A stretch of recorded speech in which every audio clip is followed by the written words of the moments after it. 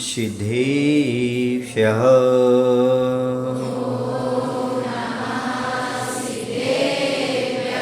ॐ नमः सिद्धेभ्यः।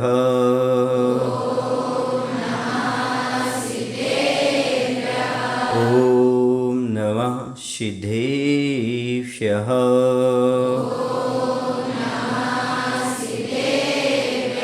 बोलिए अहिंसा परमो धर्म की। देवादिदेव श्री महावीर भगवान की। आचार्य गुरुदेव श्री विद्यासागर जी महाराज की। नवाचार्य श्री समय सागर जी महाराज की।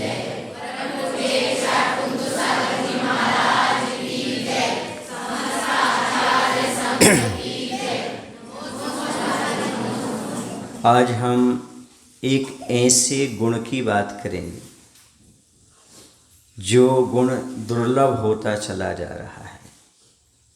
आचार्यों ने जिस गुण को पंचेंद्रिय पर्याय पाने जैसा दुर्लभ बताया है, सर्वार सिद्धि ग्रंथ में आचार्य पूज्यपाद स्वामी लिखते हैं कि विकलेंद्रीय जीवों की बहुत बहुलता है। उसमें जैसे पंचेंद्रिय पर्याय प्राप्त करना बहुत कठिन है, वैसे ही सब गुणों में मनुष्य के अंदर कृतज्ञता का गुण होना बहुत दुर्लभ है। कृतज्ञता का गुण जिसके अंदर आ गया, समझो वह धर्मात्मा हो गया, समझो उसके जीवन में कल्याण की शुरुआत हो गई। महाराज, हम लोग साहित्यिक भाषा नहीं समझते, आप कृतज्ञता किसे कहते हैं समझा दीजिएगा। किए गए उपकार को मानना सो कृतज्ञता है। जिनके माध्यम से हमें अपने जीवन में कोई गुण प्राप्त हुआ हो, सुख प्राप्त हुआ हो, गुण और सुख की प्राप्ति जिनके माध्यम से हुई हो, उनके उपकारों को जीवन में कभी नहीं भूलना, इसी का नाम है कृतज्ञता का गुण। यह पंचम काल में बहुत दुर्लभ है। आदमी सामने वाले के उपकारों को ले तो लेता है पर याद नहीं रखता, भूल जाता है। अब आप लोग जीवन में दो बातें याद रखो। कभी किसी पर उपकार करो तो याद मत रखना, और यदि किसी ने आप पर उपकार किया हो तो जीवन में कभी भूलना नहीं, तभी धर्मात्मा है। कभी किसी पर कितना भी उपकार कर दो, जताना नहीं, बताना नहीं, याद मत रखना मैंने तुम्हारे साथ ऐसा भला किया था, ये किया था, वो किया था। लेकिन यदि किसी ने आपके लिए थोड़ा भी सुख दिया हो, थोड़ी गुण दिए हो, थोड़ी ज्ञान दिया हो, विद्या दी हो, उनके उपकारों को कभी भूलना नहीं, तभी तुम धर्म को प्राप्त कर पाओगे। प्रथमान्य ग्रंथों में लिखा है, जो गुरु जैसे उपकारी के उपकारों को भूल जाता है, माता पिता जैसे उपकारी के उपकार को भूल जाता है, वह नरकगामी होता है। यदि दुर्गति से बचना चाहते हो तो उपकारी के उपकार कभी मत भूलना। जिनसे थोड़ा भी आपके जन उपकार हुआ हो, चाहे वो आपके माता पिता हो, चाहे भाई बंधु हो, चाहे प्रकृति हो, चाहे समाज हो, चाहे गुरु हो, चाहे भगवान हो, जिनका भी आपने थोड़ा बहुत उपकार लिया हो, उनको जीवन में कभी मत भूलना। प्रकृति में हमने उपकार ज़्यादा लिया है, किया तो है ही नहीं। श्वास ले रहे हो, ये प्रकृति का उपकार नहीं है क्या? पुद्गल द्रव्य का उपकार नहीं है क्या? अब हवा ले रहे हो, प्रकाश ले रहे हो, वनस्पति ले रहे हो, खुले आकाश में विचरण कर रहे हो, ये जो कुछ चीज़ें ले रहे प्रकृति से नहीं ले रहे क्या? तो प्रकृति को देने का भाव होना चाहिए। ये तो दूर की बात है, घर में चलो।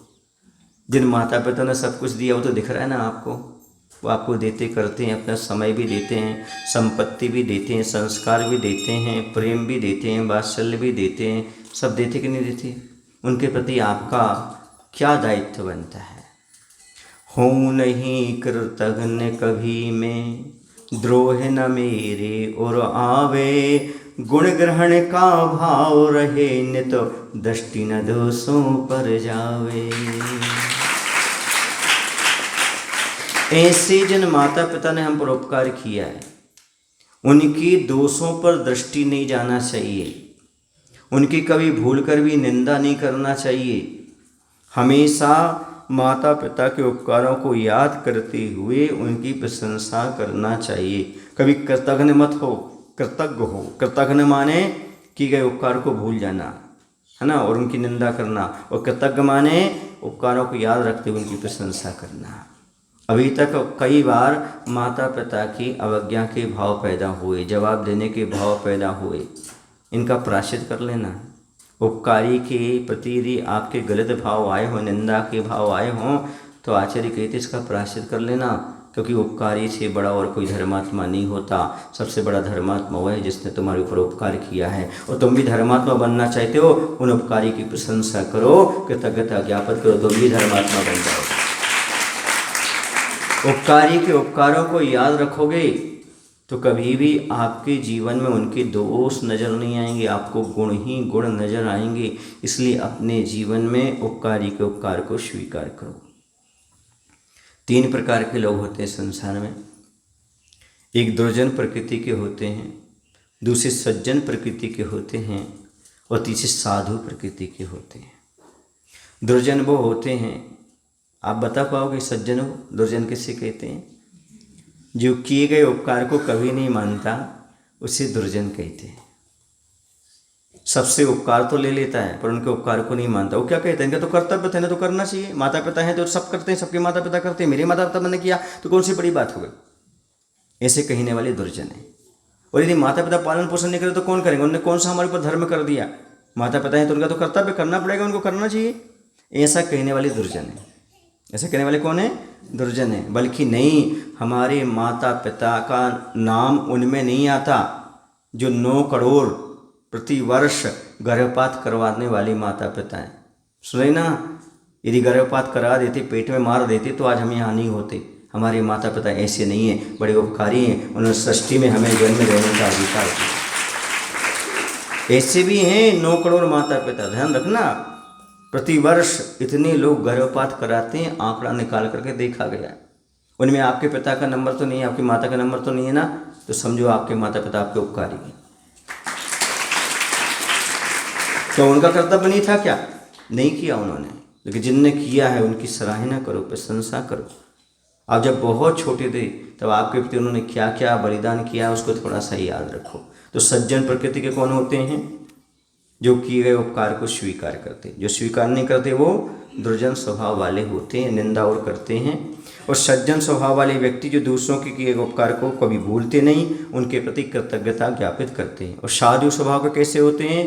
किए गए उपकार को कभी भूलते तो हैं ही नहीं, है ना, सामने वाले के प्रति कृतज्ञता ज्ञापित करते हैं, और साथ में जब तक जीवन रहता है उनके प्रति उपकार के भाव रखते हैं, उनके भले के भाव रखते हैं। समझ गए?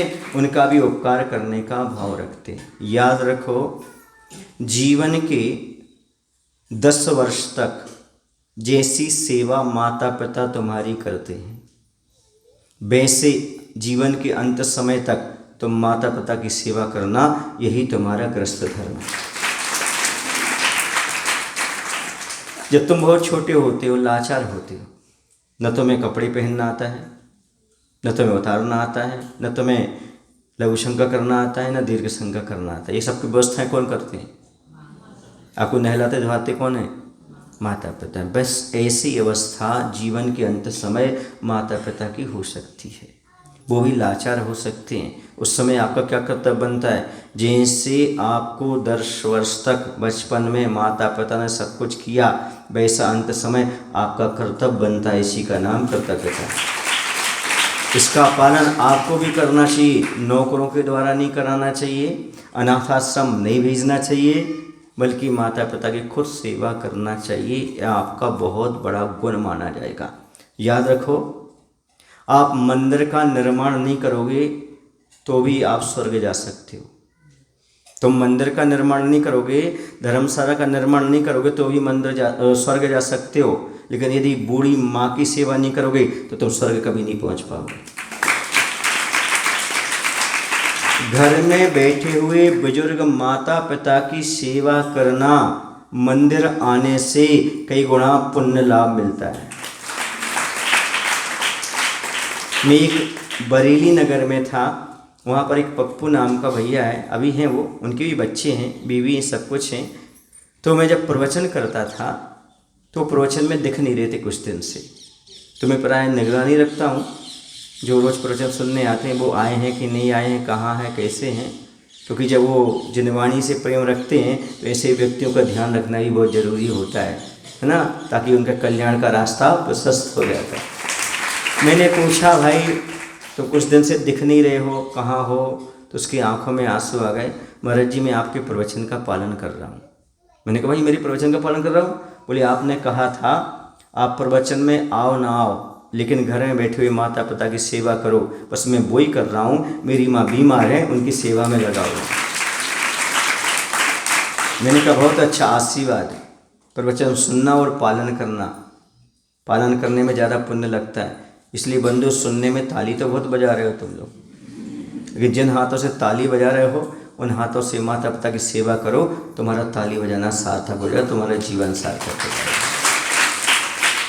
कि तुम माता पिता की सेवा करते हो तो बहुत सारे लोग आकर के क्या करते हैं, हमारी वैयावृत्ति करते हैं।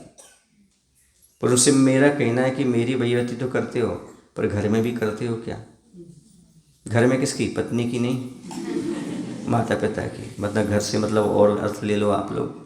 हाँ महाराज जी मैं पत्नी के पैर दबाता हूँ, पत्नी की सेवा करता हूँ, वो जो कहती है वो करता हूँ, वो नहीं करना। अपने माता पिता की सेवा करने का, उनकी भी सेवा करना, कोई बात नहीं, बीमार हो तो कोई बात नहीं, ये छोड़ के सब दबा देना। तो ये कह रहा हूँ कम से कम माता पिता की सेवा तो करो। माता पिता की सेवा नहीं करते हो, महाराज जी की सेवा करते हो, आपको पुण्य नहीं मिलेगा। पहले घर में बैठे हुए माता पिता की सेवा करो, फिर मुनिराज की सेवा करो, आपको भरपूर पुण्य मिलेगा, आप सुखी रहेंगे। लोग कहते हैं महाराज जी कुल देवता को पूजना नहीं चाहिए कि नहीं पूजना चाहिए। मैं कहता कुल देवता कैसे कहते हैं? जो कुल में तुमसे बड़ा अभी जीवित है उसकी सेवा करो, ये कुल देवता की सेवा हो गई, बात खत्म हो गई। मिथ्यात्व को छोड़ो। किस कुल देवता के पास जा रहे हो? अभी कुल में तुम्हारा बड़ा कौन है? तुम्हारे दादा दादी हैं, माता पिता हैं, वही आपके कुल देवता मान के चलो। सुन रहे ना? उनकी सेवा करो, अर्घ मत चढ़ाओ, आरती मत उतारो, पर कम से कम उनकी जरूरतों को पूर्ति करो। ये आप कुल देवता आपके खुश रहेंगे, आप समृद्ध रहेंगे। और तुम माता पिता को छोड़ करके दुनिया में घूम रहे हो तो समझ लेना आपके कुल देवता रुष्ट हो गए। अब किसी भी देवता की आराधना करना, तुम सुखी नहीं रहोगे, कोई मतलब नहीं है, वो मिथ्यात्व है। लेकिन ये माता पिता की सेवा करोगे तो इसे कहीं मिथ्यात्व नहीं कहा, ये साधर्मी की सेवा और वात्सल्य कहा है, और कृतज्ञता कहा है। इसके लिए आप ज्ञापन करिएगा। तो कम से कम आप साधु नहीं बन सकते, कोई बात नहीं, तो दुर्जन तो मत बनो, सज्जन बनने का तो प्रयास करो। मैं आपके लिए ये कृतज्ञता का गुण मनुष्य में नहीं पशुओं में दिखाना चाहता हूँ। पशुओं के अंदर कैसा होता है, बुरा तो नहीं मानोगे, बता देता हूँ। जो अपने माता पिता को जवाब देते हैं, गाली देते हैं, बुरा भला कहते हैं, उनसे मैं कहना चाहता हूँ यदि किसी घर में कुत्ता होता है तो कुत्ता कभी अपने मालिक पर नहीं भौंकता, उसे डंडा भी मारो तो पूंछ हिलाता है। ये कुत्ते से सीख लो कि कम से कम अपने मालिक के प्रति हम कभी भौंकेंगे नहीं, गलत शब्द नहीं बोलेंगे, माता पिता को गाली नहीं देंगे, आपके अंदर बहुत अच्छा गुण आ जाएगा। कुत्ते से सीखो, वो वफादार होता है। कुत्ता कैसा होता है? वफादार होता है, वो कभी मालिक पर नहीं भौंकता। और जो माता पिता को गाली देते हैं, बुरा भला कहते हैं, वो किससे गजबीते हैं? कुत्ते से भी। नाय, समझ गए ना? नाई बोलते, नाई बोलते, क्या बोलते? हाँ नाई, उससे भी गजबीते हो आप। यदि अपने माता पिता को जवाब देते हो, गाली देते हो, बुरा भला कहते हो, तो आप समझो। सुन रहे हैं आप लोग कि नहीं? ये यदि आपने परिणति सीख ली तो बहुत बड़ी बात है। एक और मैं आपको बहुत अच्छा दृष्टांत दे रहा हूँ। माता पिता के प्रति हमारा क्या भाव होना चाहिए, इस प्रकार का उनका जीवन कैसा है, हमारे लिए क्या दिया है, उन्हें छोड़कर जाने वालों को भी अच्छा संदेश इस कहानी में। जो माता पिता को छोड़ करके बगावत करके भाग जाते हैं या फिर माता पिता से दूर रहते हैं, उनसे मेरा कहना इस कहानी को अच्छे सुन लो। एक बार की बात है, एक शिकारी था। उस शिकारी ने क्या किया, एक जहर से बुझाया हुआ तीर चलाया। उसने चलाया हिरण के लिए, लेकिन वो चूक गया, चूकर एक वृक्ष में जाकर के लगा। और जब वृक्ष के अंदर वह जहर वाला तीर चुभा तो वृक्ष सूखने लगा, वह पूरा सूख गया, पत्ते वगैरह सब सूख गए, फल फूल की तो आशा खत्म हो गई। समझ में आ रहा ना। उसके अंदर एक तोता रहता था, वो बड़ा दुखी हुआ। मैं इसी वृक्ष में जन्मा हूँ, इसी में बचपन से रहा हूँ, इसी के फल फूल मैंने खाए हैं, यही मेरा घर है, सब कुछ है, अब मैं इसे छोड़कर नहीं जा सकता। उसकी इस प्रकार की कृतज्ञता को देख करके देवता को आश्चर्य हुआ। जो गुण मनुष्यों में नहीं पाया जाता, एक पक्षी के अंदर है कि वह छोड़ के नहीं जा रहा है, आखिर इससे पूछना चाहिए। और देव आकर के उसकी परीक्षा लेता है, पूछता है, हे सुखराज, तुम क्या कर रहे हो? बहुत सारे वृक्ष हैं, तालाब हैं, नदी हैं, वहाँ चलो ना। तो सूखते जा रहे हो, कुछ खाते पीते नहीं हो, इसके अंदर क्यों रह रहे हो? ये वृक्ष तो सूख गया, इसको छोड़ करके अब उड़ जाओ। उसने कहा, मैं भी तो एक जीव हूँ, मेरे अंदर भी आत्मा है, मैं भी जानता हूँ कि उड़ करके अपना स्वार्थ भरा जीवन जी लेना चाहिए, पर मेरा मन नहीं करता, क्योंकि मैंने जन्म इस पोखर में लिया है, इसकी पोखर में लिया है, वहीं मेरा घोंसला है, वहीं सब कुछ है, और इसने जीवन भर हमें पाला पोसा, सब कुछ किया। आज ये बूढ़ा हो गया तो हम इसको छोड़कर नहीं जा सकते। क्यों नहीं जा सकते?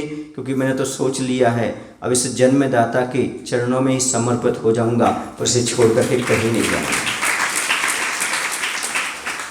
बहुत खुश हुआ देवता कि गुण तो आज मनुष्यों में नहीं पाए जाते, कि माता पिता के प्रति इतने समर्पित हो जाएं कि उनके लिए प्राण देने के लिए तैयार हो जाए, ये संभव नहीं है। लेकिन ये तोता दे रहा है। तोते से कहा, भाई तोते एक काम करो, तुम वरदान मांग लो, तुम्हें जो वरदान देना मांगना हो मैं आपको वरदान दे सकता हूँ। तोते ने कहा, सुनो, मुझे कोई वरदान देना हो तो दे दीजिएगा। आप एक काम कर दीजिएगा, मेरे इस वृक्ष को पुनः हरा भरा कर दीजिएगा। एक ही मात्र मेरी कामना है, यह वृक्ष हरा भरा हो जाए। बस आप भी जब भगवान के चरणों में आओ, एक ही कामना करना, मेरे माता पिता हमेशा स्वस्थ रहें, सुखी रहें, सुखद रहें, यही भगवान से प्रार्थना करना। अपने सुख नहीं मांगना, बच्चों का सुख नहीं मांगना, बीवी का सुख नहीं मांगना। यदि मांगना तो माता पिता का सुख मांगना, तुम्हारे बच्चे भी सुखी रहेंगे, तुम्हारी बीवी भी सुखी रहेगी, तुम भी सुखी रहोगे, क्योंकि माता पिता को सुखी रखने वाला कभी दुखी नहीं रह सकता। जब उसने इस प्रकार का वरदान मांगा तो इंद्र ने कहा, देव ने कहा, तथास्तु तथास्तु कहते ही अमृत की वर्षा हो गई, और अमृत की वर्षा होते ही वृक्ष पुनः हरा भरा हो गया, फल फूल से लद गया। तोता भी आनंद में है और वृक्ष भी आनंद में है। याद रखो बंधु, आपके माता पिता भले बुजुर्ग हों, पर याद रखना, घर के बाहर लगे हुए एक वृक्ष के समान है। जैसे वृक्ष होता है ना, वृक्ष भले फल फूल ना दे, पर अच्छी ऑक्सीजन देता है और छाया देता है और घर की शोभा बढ़ाता है। बस बड़े बुजुर्ग ऐसे ही हैं, भले कुछ काम ना करें, लेकिन याद रखो, बाहर कामना रूपी छाया आपके पास, आशीर्वाद रूपी छाया आपके पास भेजते रहते हैं। और आपके परिवार की शोभा है, क्योंकि आपके परिवार में बड़े बुजुर्ग अभी जीवित हैं। समझ में आ रहा ना आपको? वो छाया तो देते हैं और घर की शोभा बढ़ाने में सहयोगी हैं। इसलिए माता पिता जो बुजुर्ग हो गए, उनको आप निगलेक्ट मत करिएगा, इग्नोर मत करिएगा, उनकी सेवा की जिम्मेदारी अपने पास रखिएगा। कभी भूल कर भी बेटे को ये भाव नहीं रखना कि हमारे माता पिता ना होते तो अच्छा होता, अब तो इतनी उम्र हो गई, चली जाए तो अच्छा है, हमारा भी तो जीवन है, कब तक संभालेंगे। ऐसे भाव आ जाएंगे तो समझो आपका जीवन समाप्त हो गया। उपकारी के प्रति दो भाव हमेशा रखना, उपकारी को कभी रुलाना नहीं और कभी भुलाना नहीं। दो भाव यदि आपके जीवन में, सुनो, माता पिता उपकारी हैं आपके, गुरु उपकारी हैं आपके, उनके प्रति दो भाव रखना, कभी उन्हें रुलाना नहीं, कभी उन्हें भुलाना नहीं। आपकी वजह से कभी माता पिता की आंखों से आंसू नहीं आना चाहिए, यही सबसे बड़ा आपका उनके प्रति उपकार है। उपकार चुकाने का सबसे अच्छा तरीका है, माता पिता की आंखों से कभी आंसू ना आए तो समझो आप उनके उपकारों को समझ पाए हो। यदि आपकी वजह से माता पिता की आंखों में आंसू आते हैं तो समझ लेना आपका पढ़ना लिखना सब बेकार है, आपका एजुकेटेड होना कोई मायना नहीं रखता, आपका पैसे वाला होना कोई मायना नहीं रखता, आपका सुंदर होना कोई मायना नहीं रखता। आपका सुंदर होना, धनवान होना, एजुकेटेड होना तभी मायना रखता है जब माता पिता आपसे खुश रहें, क्योंकि उन्होंने पूरा जी जान लगा दिया आपकी खुशी के लिए, सारे सुख त्याग कर दिए अपने बच्चों की खुशी के लिए, बचपन से लेकर जवानी तक पूरा का पूरा आपको संभाला है। तो आपके अंदर भी इतनी संवेदनशीलता तो उत्पन्न होना चाहिए कि हम माता पिता के प्रति कैसे संवेदनशील हों, उनके प्रति कैसी भावना अपने अंदर होना चाहिए। मैं आपको एक और छोटा सा उदाहरण दे रहा हूँ। ऐसे भी लोग आज वर्तमान में हैं जो सब कुछ छोड़ने तैयार हैं पर अपने माता पिता को छोड़ने के लिए तैयार नहीं हैं। उसे 5 वर्ष परेशान होना पड़ा, लेकिन शादी हुई, अच्छे से हुई और आज वो सुखी हैं, माता पिता के साथ हैं। उसकी एक ही कंडीशन थी, हमें ऐसी बच्ची चाहिए जो मेरे माता पिता को संभाल ले। क्या कंडीशन थी उसकी?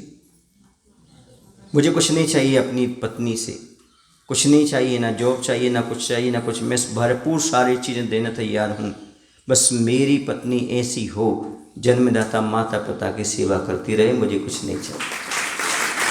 समय लगा उससे, लेकिन लोगों ने समझा और अपनी बेटी देने का भाव रखा। समझ में आ रहा है आपको कि नहीं?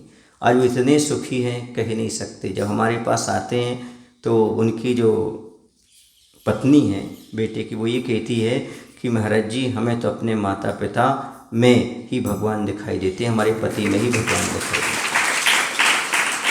क्योंकि जो अपने माता पिता की कीमत करता है उसकी कीमत हर कोई करता है, और माता पिता की जो कीमत नहीं करते उसकी कोई कीमत नहीं करती। मैं महिलाओं से भी एक बात कहना चाहता हूँ, महिलाएं भी बैठी हुई हैं आज बच्चों के साथ साथ। कितनी महिलाएं हैं जो ये चाहती हैं कि हमारा बेटा श्रवण कुमार निकले? जरा हाथ ऊपर करो। महिलाएं सब चाहती हैं कि हमारा बेटा श्रवण कुमार निकले। पक्का? पक्का। तो सुनो, जैसा सांचा बनाओगे वैसी मूर्ति निकलेगी, सीधी सी बात है। यदि आप चाहते हैं कि हमारा बेटा श्रवण कुमार निकले तो अपने पति को पहले श्रवण कुमार बना दो, आपका बेटा अपने आप श्रवण कुमार बन जाएगा। यदि आपका पति माता पिता की सेवा करता है तो उसी गुण के अनुसार, उसी सांचे के अनुसार ढलेगा, आपका बेटा भी आगे चल करके आपकी सेवा करेगा। पहले खुद को श्रवण कुमार बनाने का प्रयास करो, श्रवण कुमार की पत्नी बनने का प्रयास करो, फिर जाकर के अपना पुत्र श्रवण कुमार बने, ऐसी भावना रखो। पर पति तो बन जाए हरण कुमार और बेटा बन जाए श्रवण कुमार, ऐसा कभी नहीं होता। जैसा सांचा होता है ना वैसे ही क्या निकलती है? मूर्ति निकलती है। तो इसके भी ध्यान रखो। महिलाओं को ध्यान देने की आवश्यकता है। आपकी पर्सनल लाइफ तो है ना? एक बार की बात है, हंसना नहीं तो बोलूं, हंस लो तो हंस लो, कोई बात नहीं। एक महिला बोले महाराज जी हमारे सासू माँ ने हमें दिया क्या आज तक, ताने बाने के अलावा। हमने कहा ये बताओ आपके पति कैसे हैं? बोले बहुत अच्छे। आपकी बात मानते हैं? बोले मानते हैं। मैंने कहा तुम कहते हो हमारी सासू माँ ने क्या दिया? इतना अच्छा सुंदर आज्ञाकारी पति दिया, और क्या चाहते हो अपने सासू माँ से? बताओ ना, इतना सुंदर दिया उसने, तुम्हारी बात मानता है, तुम्हारा सब कुछ करता है, तुम्हारा ख्याल रखता है। ये किसने दिया? सासू माँ ने भी तो दिया है। फिर क्यों सोचते हो कि सासू माँ से हमें कुछ नहीं मिला? इतना अच्छा आज्ञाकारी पट्टा मिल गया, और क्या चाहिए तुम्हारे लिए? सब कुछ बात मान रहा है, सेवा कर रहा है, अब कहते कि हमारी सासू माँ ने कुछ नहीं दिया। चलिए आगे चलते, हंस लेना, और हंसना ही नहीं, कुछ शिक्षा भी ले लेना कि सासू माँ ने हमें क्या दिया है, आपको ज्ञात रहे तो सब कुछ आपके जीवन में प्राप्त हो जाएगा, उपलब्ध हो जाएगा। तो मैं एक उदाहरण देना चाह रहा था आपको एक बच्चे के बारे में। एक लड़का था, बहुत अच्छा था, सुशील था, सज्जन था। वह अपने माँ के प्रति बहुत श्रद्धा रखता था, भक्ति रखता था, क्योंकि माता पिता से प्रेम का संबंध नहीं होना चाहिए, भक्ति का संबंध होना चाहिए। क्या संबंध हो? क्यों? क्योंकि इन्होंने हमें बहुत कुछ दिया है। भक्ति किसे कहते हैं? गुणेषु अनुरागा। सुन रहे ना, गुणों के प्रति अनुराग हो वह भक्ति है। सुन रहे ना, बहुत मातृ भक्ति थी उसके अंदर। एक बार क्या हुआ, माँ बीमार हुई, अच्छे सुनना आप लोग, ये उदाहरण बहुत इम्पोर्टेंट है, प्रत्येक बच्चे और बच्ची के लिए अनिवार्य है। वह बच्चा जो था अपने माँ के प्रति बहुत श्रद्धा रखता था, भक्ति रखता था, प्रेम रखता था, समर्पण रखता था। एक बार क्या हुआ, माँ बीमार हुई, माँ लेटी हुई थी, शाम का वक्त था। उसने कहा, बेटा मुझे प्यास लग रही है, पानी लेकर आओ। बेटा गया पानी लेने के लिए, उसे थोड़ा सा समय लग गया, पानी लेकर के तो आया, लेकिन माँ की जब तक नींद लग गई।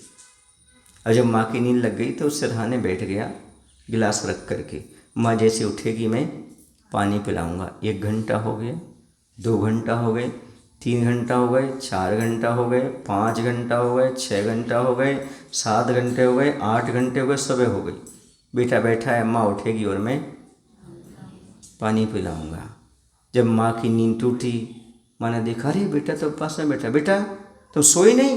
नहीं नहीं, तुमको प्यास लगी थी ना, तो मैं गिलास भर पानी रखे हूँ, इतने से पूरी रात। हाँ माँ, पता नहीं आप कब उठती और आपसे उठते नहीं बनता, और मैं सो जाता, पर आपको पानी कौन पिलाता, इसलिए मैंने पहले। बेटा तूने रात बर्बाद कर दी मेरे लिए। बोले, माँ तूने तो हमारे लिए हजारों रातें बर्बाद की हैं, मैंने तो एक उपयोग की है। तूने तो हजारों रातें बर्बाद की हमारे लिए। बोलो सही है ना? कितनी रातें बर्बाद की होंगी, सोचो आप, विचार करो। जब तुम रात्रि में सोते होगे, है ना, और तुम्हें तो कुछ होश नहीं रहता था, किसी को भी नहीं रहता बचपन में। और जब तुम सूसू करते थे, कहाँ? बिस्तर में, है ना, इस तरफ आप सोते थे, सब सूसू करते थे, माँ क्या करती थी, इस तरफ तुम्हें सुला देती, खुद वहाँ सो जाती थी। कितनी बार तुम्हारे कपड़े बदले, कितनी बार वो बिस्तर को बदले, बोलो ना भाई। माँ ने आपको गीले में नहीं, खुद गीले में सोई, आपको सूखे में सुलाया है ना। एक बार क्या हुआ, एक बेटा जो है ना माँ से अपशब्द बोल रहा था, माँ की आंखों में आंसू आ रहे थे, और माँ ये कह रही थी, बेटा तेरी तो आदत ही है मुझे गीले में रखने की, बचपन में सैया गीली रखता था, अब आंखें गीली रख रहा है, क्या करूं बेटा, तेरा दोष नहीं है, तेरा तो ये गुण ही है, तू मुझे हमेशा गीली में रखता आया है। ताली मत बजाओ, इसको समझो। क्या समझो? कि भैया जिस माँ ने हमेशा गीले में अपना जीवन व्यतीत किया है, उस माँ की अब कभी जीवन में आंखें गीली नहीं होना चाहिए, तभी आपका बेटा होना सार्थक है। अब बजा लो, कोई बात नहीं। माँ की आंखों से आंसू नहीं आना चाहिए, क्योंकि माँ की आंखों से आंसू आए आपकी वजह से, समझना आपका धर्म कर्म सब पानी में बह गया, कोई मायना नहीं। आपके धर्म कर्म करने का कोई मायना नहीं यदि आपके माता पिता की आंखों से आंसू आते हैं। वो जो बच्चे और बच्चियां माता पिता से बिना पूछे शादी कर लेते हैं, है ना। अब सोचो, माता पिता को जो कन्यादान का अवसर था वो भी तुमने भुला दिया, वो भी गड़बड़ी में ला दिया। मतलब कन्यादान भी नहीं कर पा रही वो माता पिता, पूरा जीवन दान दिया तुम्हें। ऐसे कृतघ्नि की दशा कैसे हुई, जरा सोचो तो। जो बच्चियां अपने माता पिता को छोड़ कर के भाग जाते हैं, उनको ज़रा सोचना चाहिए, जिन माता पिता ने हमें सब कुछ दिया, उनको कन्यादान का अवसर भी छीन लिया हमने। कहाँ जाओगे तुम, कौन सी गति में जाओगे? धर्म छोड़ा, माता पिता का अधिकार छीना, उनकी आंखों में आंसू भरा, पूरा समाज को कलंकित किया। ऐसा जीवन तो कोई मायना नहीं। चुल्लू, ऐसा मुझे नहीं बोलना चाहिए, पर मैं ये कह रहा हूँ, ऐसा जीवन पाने का कोई मायना नहीं होता। सोचो जरा, गंभीरता से विचार करो, तुम कर क्या रहे हो आज अपने माता पिता को छोड़ कर के, और तुम किसी अनजान व्यक्ति के साथ भाग रहे हो। ये ध्यान रखो, तुम दुर्गति का रास्ता तैयार कर रहे हो। आज भी चेत जाओ, समझ जाओ, यदि गलत रास्ते पर चल रहे हो तो लौट आओ और उन माता पिता की आंखों को पोंछने का काम करो। कभी भी ये भाव मत बनाना कि मैं माता पिता से भाग करके चला जाऊँ, कभी सुखी नहीं रहोगे तुम, कभी सुखी नहीं रहोगे, क्योंकि प्रकृति ने तुम्हें वो माता पिता दिए, आपने अपने मन से नहीं लिए, प्रकृति ने दिए, आपके कर्म ने दिए। कर्म आपको कहीं नहीं छोड़ेगा, कहीं भी भाग जाओ तुम, किसी के साथ भी भाग जाओ, कर्म तुम्हें वहाँ छोड़ेगा नहीं, ध्यान रखना। इसलिए अभी भी याद रखना, माता पिता की आंखों में कभी आंसू मत देखना। सब देख लेना दुनिया में, लेकिन क्या नहीं देखना, माता पिता की आंखों में आंसू नहीं देखना। यदि आपकी वजह से आंसू आते हैं तो आप समझ लेना आप कृतघ्नी हैं, आप पापी हैं, आप दुर्गति के पात्र हैं। और यदि आपके लिए माता पिता के आंसू आते हैं तो आप धर्मात्मा हो। हमारे मायना नहीं समझे। सुनो, यदि आप गलत कार्य करते हो और माता पिता की आंखों से आंसू आते हैं तो ये पाप है, अपराध है।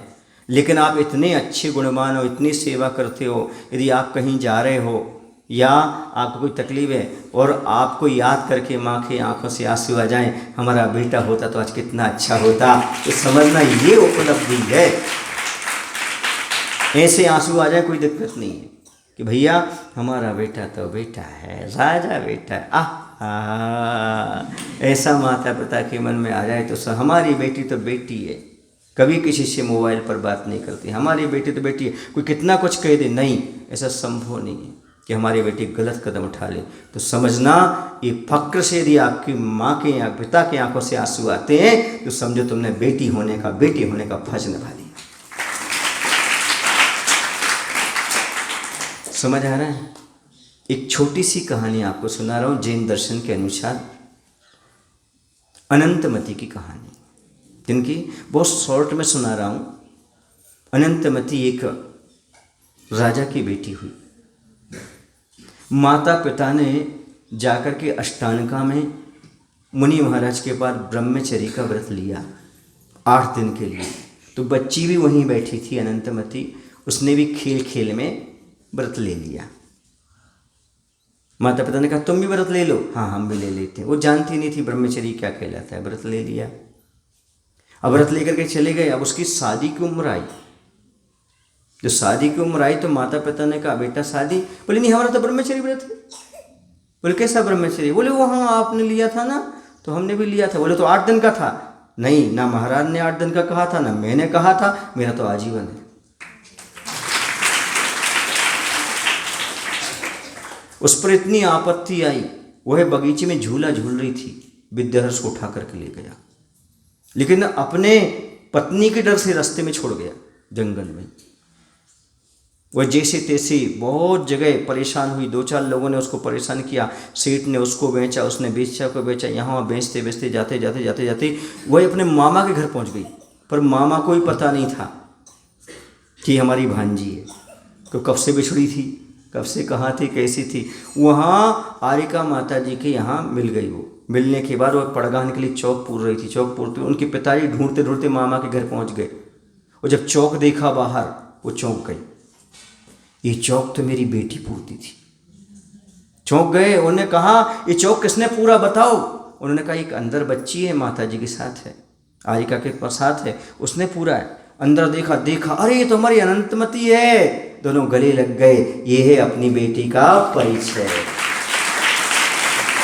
बेटी खोएगी जाएगी तो मंदिर में मिलेगी या गुरु के पास मिलेगी, अन्यत्र मेरी बेटी जा ही नहीं सकती। और परिचय कपड़ों से नहीं हुआ, परिचय रूप से नहीं हुआ, फोटो से नहीं हुआ। किससे हुआ?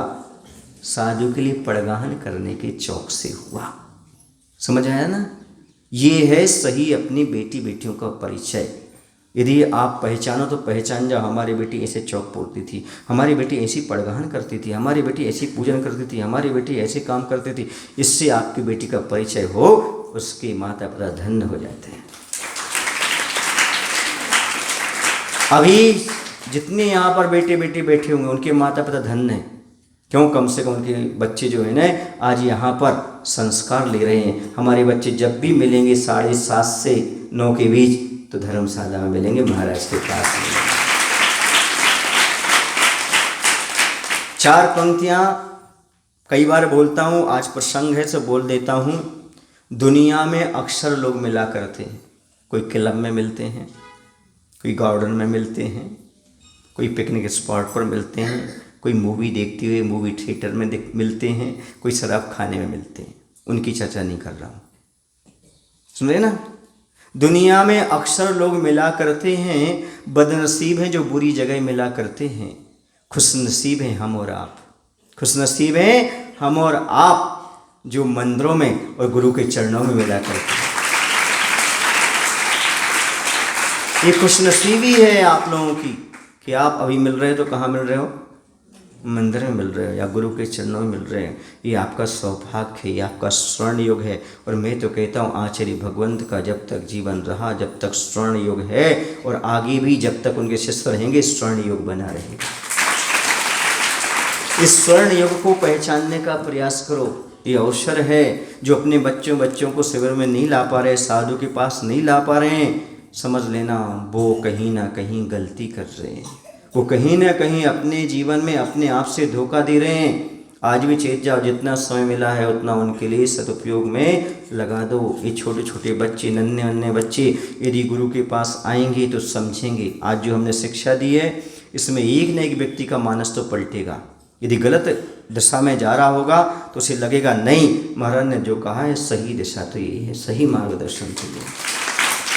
आपके बच्चे इसलिए नहीं भागते हैं कि उनमें कमी है, इसलिए भागते हैं आप में कमी है क्योंकि आप संस्कार नहीं देना चाहते हो। यदि ये संस्कार उनको मिल जाते, जो अभी यहाँ बच्चे बैठे ना, इनको संस्कार मिल गए, ये आगे गलत रास्ते पर नहीं चढ़ेंगे। कि जिनको नहीं मिले हैं वो गलत रास्ता अपना रहे हैं। इस संस्कारों की ज़रूरत है। और मैं कहता हूँ हर साल सतलगा में कोई ना कोई साधु का चातुर्मास, ग्रीष्मकाल, शीतकाल होना चाहिए, ताकि आगे ये गलतियाँ ना हो सके जो हो रही हैं। क्योंकि ये सतलगा की भूमि पवित्र है। सारे देश में लोग इस पर क्या करते हैं, नाश करते हैं। लोग कहते हैं ये तो तीर्थ है, पवित्र स्थान है। अभी लोग यही कह रहे हैं महाराज आप कहाँ चातुर्मास कर रहे हैं, आचार्य की जन्मस्थली पर, धन्य है वो तो तीर्थ स्थान है। ऐसा क्यों बोल रहे? क्योंकि भैया भगवान तो अपने मोक्ष चले गए, अपने अपने काल में चले गए, लेकिन पंचम काल में भी भगवान जैसी चर्या का पालन करने वाला लाल यदि कोई उत्पन्न हुआ है तो सतलगा की भूमि पर है। ये सोचो, ये गौरव की बात है हम सबके लिए। मैं तो कई बार कहता हूँ मेरे जीवन में संयम या रत्नात्रय की जो भी दौलत है वो गुरु विद्यासागर जी आपकी बदौलत। जो कुछ मिला है गुरु से मिला है, समझ में आ रहा है ना? आपको भी अपने जीवन में रखना चाहिए। जो कुछ भी आपको भी मिला है वो माता पिता से मिला है। सुन रहे ना? यदि आपके माता पिता इतने अच्छे ना होते तो आप कुंतु सर पास ना होते। ध्यान रखना। बाकी सतलगा में बहुत सारे माता पिता हैं, उनके बच्चे यहाँ क्यों नहीं हैं? बोलो ना। मैं तो हूँ यहाँ, इसलिए मेरा उपकार कम मानना, उन माता पिता को उपकार मानना जिन्होंने कहा है चलो कुंतु सर पास चलो, कुछ ना कुछ जीवन निर्माण का आधार मिलेगा आपको। ये मानो, ये सोचो, ये अपने आप की सराहना करो। आपके माता पिता बहुत अच्छे। डांटते हैं कोई बात नहीं, फटकारते कोई बात नहीं, बुरा भला कहते कोई बात नहीं, लेकिन कम से कम प्रभु और गुरु पर श्रद्धा रखते हैं। आज के ज़माने में प्रभु और गुरु पर श्रद्धा रखने वाले माता पिता बहुत कम मिलते हैं। इसी तो उनको दुखी होना पड़ता है। जो माता पिता गुरु पर श्रद्धा रख रहे हैं, जो माता पिता गुरु पर श्रद्धा रख रहे हैं, समझना वो आपके लिए बहुत बड़ा एक आधार दे रहे हैं, आपके जीवन निर्माण की दिशा दे रहे हैं। समझ आ रहा ना? इसलिए आप रोना जीवन में, पर माता पिता के लिए रोना और किसी के लिए मत रोना। कोई साथ नहीं देगा आपका, कोई उपकारी नहीं है आपका। जिससे तुम रो रहे हो वो कोई मायना नहीं रखता। जो माता पिता हैं आपके लिए बहुत कुछ उन्होंने दिया है, उसको याद रखो। उनको याद करते यदि आपकी आंखों में आंसू आ जाए तो समझ लो आपने धर्म कर लिया। सुन रहे आप लोग कि नहीं? उपकारी के प्रति आंसू आना बहुत कठिन है आज के ज़माने में। लोग उपकारी के प्रति दो आंसू नहीं निकाल पाता है। उपकारी की क्या करता है, अवज्ञा तो कर लेता है। एक बच्चा था, उससे पूछा बेटा तो हमेशा उंगलियां क्यों देखते रहते हो? क्या उंगलियां समझते ना? क्या बोलते? बोटी क्या बोलते उसको? बट वो क्यों देखते रहते हो बार बार? उस बच्चे से पूछा बेटा तुम उंगलियां बार बार क्यों देखते हो? मुझे पता नहीं, मेरी मम्मी नहीं है, पर मेरी उंगलियां देखकर मुझे लगता है पता नहीं मेरी मम्मी ने कौन सी उंगली पकड़ी होगी। मुझे प्रत्येक उंगली से इसलिए प्यार है, मेरी माँ ने पूरी उंगलियां पकड़ कर क्यों देखा। समझ में आ रहा है? ये प्यार याद रखो। माता पिता ने तुम्हें उंगली दिखाई है, माता पिता ने उंगली पकड़ी है। सुन रहे आप लोग कि नहीं? उंगली पकड़ के चलाना सिखाया और उंगली दिखा करके तुम्हें सही रास्ता बताया। इसलिए माँ की उंगली का उपकार जीवन भर नहीं चुका सकते, और उपकार तो छोड़ो। एक अंगुली भर का उपकार नहीं कर सकते। तुम्हें अंगुली पकड़ के मंदिर लाए, तुम्हें अंगुली पकड़ करके तुम्हारे साफ सफाई की, तो अंगुली पकड़ करके तुम्हें चलना सिखाया और तुम्हें अंगुली दिखा करके सही रास्ता बताया। सुन रहे ना, ये अंगुली का उपकार याद रखो ना। इतना सा उपकार भी याद रखोगे ना माता पिता का, तो जीवन में कभी भी माता पिता के प्रति अहित के भाव उत्पन्न होंगे नहीं, निंदा के भाव होंगे नहीं, उन्हें छोड़ने के भाव कभी जीवन में आ नहीं सकते। समझ आ रहा है? मैं अपनी बात बताऊं, मेरी माँ मुझे बहुत चाहती थी, मैं भी चाहता था। सुन रहे ना, पर मेरी माँ का ये भाव था कि बेटा संसार में मत फंसो, संसार बहुत दुखद है, यहाँ कहीं भी नहीं है। मोह कह रहा है कि रुको, पर आत्मा कह रही संसार में कुछ भी नहीं है। सुन रहे आप लोग कि नहीं? वो हमेशा एक ही बात कहती थी। जब हमारी दीक्षा होने लगी तो दीक्षा के समय, सुन रहे आप लोग, रोने लगी। मैंने कहा जी तुम रोते हो ना तो मैं दीक्षा नहीं ले रहा हूँ, पहले बताओ, मैं रुलाने के लिए किसी की दीक्षा नहीं ले रहा हूँ। तो कहने लगे नहीं बेटा, ये तो मेरी खुशी के आंसू हैं। किसके आंसू हैं? तो मोक्ष मार्ग पर बढ़ रहे हो, सही रास्ते पर बढ़ रहे हो। माँ का त्याग देखो जरा, खुद रो रही है, दुखी है बेटे के मामले, लेकिन बेटे का अहित नहीं होना चाहिए। माँ वो होती है जो खुद रो लेती, दुखी हो लेती है, पर बेटे के बिना रह लेती है, पर बेटे का कहीं अहित ना हो जाए। हमेशा बेटा उन्नति के रास्ते पर। आज जो माता पिता तुम्हें बाहर पढ़ने के लिए भेज रहे हैं, इसका अर्थ नहीं तुम्हें चाहते नहीं है, वो तुम्हें बाहर इसलिए भेज रहे तुम्हारा बेटा निर्माण हो जाए। हम अकेले रह लेंगे लेकिन हमारे बेटे बच्चे आगे चल कर के जीवन में उन्नति कर लें। लेकिन याद रखो बेटी, वहाँ जाके मौज मस्ती मत करना, माता पिता के सपनों को पूरा करना, तभी तुम सच्चे बेटे कहला सकते हो। वो अपने से दूर क्यों रखना चाहते? कोई अपने बच्चों को दूर नहीं रखना चाहता, लेकिन क्यों? इसलिए क्योंकि हमारे बेटे का निर्माण नहीं होगा। कुछ ना कुछ तो बाहर रखना पड़ेगा, पढ़ेंगे लिखेंगे कुछ सीखेंगे, वरना घर में तो क्या होगा। अभी मैं बेंगलोर में था, एक माँ अपनी बेटी को पढ़ने नहीं भेजती थी, स्कूल ही नहीं भेजा, ऑनलाइन पढ़ो ऑनलाइन पढ़ो ऑनलाइन पढ़ो। पर मैंने समझाया बच्चे का विकास नहीं होगा। तो मोह के कारण नीतेश भैया ना, वो नीतेश भैया जानते ना, उनकी दिव्यश्री उनकी पत्नी अभी आए थे, वो भेजना नहीं चाहती थी स्कूल में। वो कहती नहीं हम तो अपनी बेटी को अपने घर पढ़ाएंगे, घर में रखेंगे। हम कहते देखो बच्चे का विकास नहीं होगा, जब बच्चों के साथ खेलेंगे उठेंगे बैठेंगे सबके साथ रहेंगे तब विकास होगा। नहीं महाराज जी हम अपनी बच्ची को दूर नहीं रखना। हमने कहा नहीं, ये मोह आपको गलत है, बच्चों के भविष्य बिगाड़ेगा। और ने क्या किया मालूम आपको? फिर बच्चे की और हमसे सलाह लेकर के फिर बच्ची को भेजा।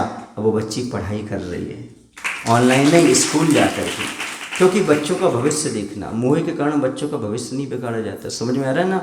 इतनी भी माता पिता जो है ना लाड़ प्यारे बच्चों को बिगाड़ रहे हैं, वो गलत है। नहीं, बच्चों को डांटना सिखाओ, डांटो बच्चों को। हमारा एक ही बच्चा है, हमारी एक ही बच्ची, तो क्या हो गया? क्या डांटोगे नहीं? क्या अच्छा नहीं बनाओगे? क्या बिगाड़ोगे? क्या? तो बच्चों के लिए डांटना भी बहुत ज़रूरी है। और बच्चों को भी ध्यान रखना, जो माता पिता प्रेम से हाथ फेर सकते हैं वो जोर से चांटा भी लगा सकते हैं, उनका अधिकार है। उसमें भी आप खुश होना, हमारी माता पिता हैं, हमें मारने का उनका अधिकार है। क्यों? क्योंकि जो प्रेम से ऐसा कर सकता है वो प्रेम से दे भी सकता है। और माता पिता जो मारती है ना, गुस्से में नहीं मारती, प्रेम से मारती। जैसे गुरु महाराज गुस्सा होती ना तो कसाय से नहीं होते, तो सुधारने के लिए होते हैं। करुणा उनके अंदर रहती है, तो करुणा उनके अंदर। गलत कर रहे हो इसलिए डांट रहे हैं, बाकी डांटना नहीं है। करुणा अंदर से पूरी बनी रहती है। समझ रहे ना कि ये बिगड़े ना, ये गलत ना करें, सही सही रास्ते पर चलें। थोड़ा थोड़ा डांटना भी माता पिता कर्तव्य होता है। जैसे गुरु आँखें दिखाते हैं ना, ऐसे ही माता पिता को भी आँखें दिखाना चाहिए, वरना बच्चे बिगड़ जाते। समझ में आ रहा है आपको कि नहीं? और बच्चों की थोड़ी सी बुराई भी करते रहना चाहिए, भलाई भलाई नहीं। बुराई मतलब समझते हो? वो गलत कर रहे हैं ना तो डांटो, ये तुम गलत हो, ये तुम गलत हो। हमेशा प्रशंसा नहीं, हमारा बेटा बहुत अच्छा, हमारा गलती को भी समर्थन कर रहे हो, गलत बात है, बिगाड़ रहे हो तुम। गलत तो गलत है और सही तो सही है। दोनों बातें बताने वाले जो होते हैं वो सच्चे मित्र, सच्चे माता पिता होते हैं। मैं तो ऐसे ही करता हूँ, गलती को गलती बताता हूँ। कितना भी क्लोज वाला हो, कितनी भी सेवा करने वाला हो, तुम्हारी गलती है इसे सुधार करो। क्यों? क्योंकि आज हम ये गलती आपकी इग्नोर कर देंगे, कल दूसरे के सामने करोगे, वही कहेंगे कुंतु सर ने यही सिखाया तुम्हें, फिर नाम किसका होगा? सुने आप लोग कि नहीं? तो मैं तो कभी नहीं चाहूँगा हमारे संपर्क में आने वाले कभी नरक जाएं। पूछो क्यों? वरना मुझे रोना आएगा। क्यों?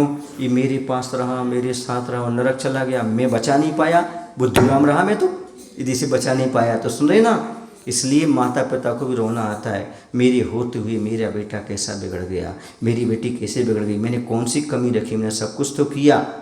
इसलिए माता पिता का ख्याल रखते हुए अपने जीवन को अच्छी निर्माण दिशा में बढ़ाइएगा और माता पिता के उपकारों को थोड़ा सा याद करिएगा। जब जब आपको माता पिता के उपकार याद आ जाएंगे, मैं आपको बताऊं ना, उस समय आप गलत रास्ते से बच जाएंगे और आपको धर्म अपने आप मालूम पड़ जाएगा। समझ रहे ना। अब थोड़ी सी बात कर लें, उपकारी के प्रति हमारे 5 दायित्व कौन से होना चाहिए।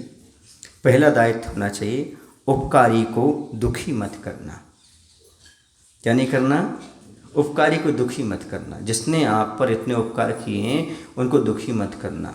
शब्दों के माध्यम से, क्रियाओं के माध्यम से, विचारों के माध्यम से, सुन रहे ना, ऐशो आराम के माध्यम से। ये होते हैं, मोबाइल नहीं दिया तो भी आप गुस्सा हो जाते हैं ना, और कभी आप अपशब्द बोल देते हो तो हमेशा परेशान करते हो, हमें रोकता रखते हो, हमेशा करते हो। ये शब्द नहीं बोलना, सुन रहे ना। क्रोध में कभी नहीं जवाब देना और निंदा मत करना। कभी भी किसी के सामने अपने माता पिता की बुराई मत करना, न दोस्तों के सामने और किसी के सामने कभी बुराई नहीं करना। हम समझ गए ना। और हर सफलता में माता पिता की कृपा है, ऐसा कहना। जैसे एक शिष्य होता है वो हमेशा कहता है कि जो कुछ है वो सब आचार्य विद्यासागर जी की कृपा से हो रहा है। करते हैं मेरे गुरुवर, मेरा नाम हो रहा है। सुन रहे ना, गुरु आपकी कृपा से सारा। वैसा आप भी कहें, जो भी सफलता आपको जीवन में मिले, ये सब मेरे माता पिता का आशीर्वाद है, बड़ों का आशीर्वाद है, इससे मैं सफल हो पा रहा हूँ। समझ गए ना। और जीवन में महत्वपूर्ण कार्य, ये विशेष है, जीवन में महत्वपूर्ण कार्य पूछ कर ही करें। जैसे आपको डिसीजन लेना है जीवन का, तो बड़ों से पूछ लें। चाहे वो शादी का डिसीजन हो, चाहे पढ़ाई का डिसीजन हो, चाहे बाहर रहने का डिसीजन हो, कुछ भी हो बड़ा, वह सब माता पिता से सलाह लेके करेंगे। कभी आप दुखी नहीं होंगे। समझ रहे ना। क्योंकि माता पिता आपके सुख में बाधक हो सकते, हित में कभी बाधक नहीं हो सकते हैं। इसलिए माता पिता की सलाह लेकर के आगे बढ़िएगा। जिसने बचपन से आपको सलाह दी है, और एक बात और बोलूं, जिस माता पिता ने तुम्हें बोलना सिखाया है, उन्हें चुप रहने की बात मत करो। क्या मत करो? चुप रहो। ऐसे कई माता पिता से, हाँ मम्मी तुम चुप तो रहो, ऐसे शब्द नहीं बोलो। समझ में आया ना। क्योंकि माँ ने तुम्हें क्या किया है। ये सब बोलते इसलिए कह रहा हूँ, है ना।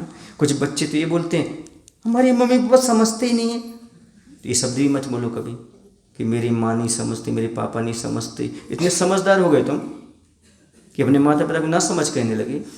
चलो अब बड़ों को भी 2 शिक्षाएं, बड़े लोग सुन लो, दे दो 2 शिक्षाएं। जीवन में कभी बच्चे को इतना समझदार मत बनाना कि बड़ा होकर के ये कहने लगे मेरी माता पिता को समझते ही नहीं है। और जीवन में कभी इतना पैसा मत कमाना कि अंत समय डॉक्टर को ना बुला करके बेटे वकील को बुलाने लगे। नहीं समझे क्या? पिता के इलाज तो करना नहीं, वकील से बिठा करके वसीयत लिखवा रहे हैं। माता पिता लिखो हमारे नाम पर ये प्रॉपर्टी, इसलिए वकील को ना बुलाएं। वो समझ रहे ना। ऐसा कम से कम ध्यान रखो, इतना मत कमाना जीवन में। क्या कह रहा हूँ? अब फिर से बोलता हूँ तब आपको समझ में आएगी, है ना।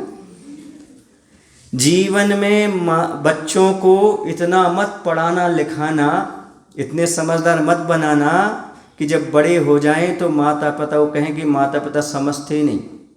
और ये जीवन में इतना पैसा मत कमाना कि जब अंत समय तुम बीमार पड़ो, जब डॉक्टर को ना बुलाकर, गुरु के पास ना ले जा करके, और बेटे वकील को ला करके दस्तखत कराने के लिए बैठ जाएं कि वसीयत लिख दो। समझ आ रहा ना। इतना कभी कमाना नहीं, इतना कभी पढ़ाना नहीं। इतना ध्यान रखना। पढ़ाओ, कमाना सिखाओ, पर कम से कम उन्हें माता पिता की इज्जत करना सिखाओ, गुरुओं की इज्जत करना सिखाओ। ये संस्कार डालो। ठीक है। बोलिए महावीर भगवान की जय। आचार्य गुरुदेव श्री विद्यासागर जी महाराज की।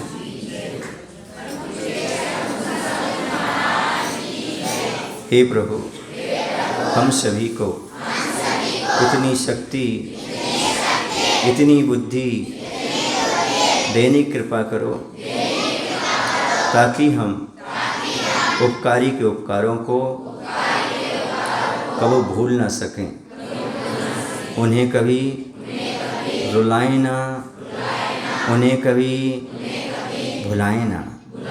ऐसी शक्ति, ऐसी बुद्धि देने की कृपा करो। नमोस्तु भगवान, नमोस्तु।